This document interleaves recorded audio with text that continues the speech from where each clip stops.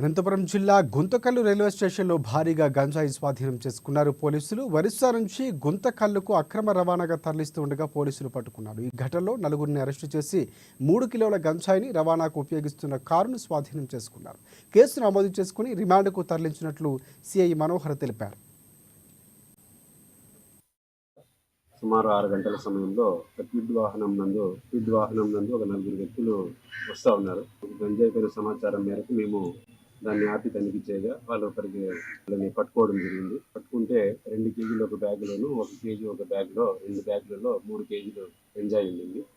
దాన్ని పెద్ద మనుషుల సమక్షంలో తనిఖీ చేసి సీజ్ చేసి వాళ్ళని నలుగురు వ్యక్తుల్ని అరెస్ట్ చేయడం జరిగింది. వాళ్ళు 3 వ్యక్తులు వచ్చేసి బళ్ళారికి సంబంధించిన వాళ్ళు వచ్చేసి రాము అనే ఒకతను, తర్వాత వెంకట సాయి అనే ఒకతను, రామకృష్ణ, వీళ్ళు ముగ్గురు కూడా బళ్ళారి.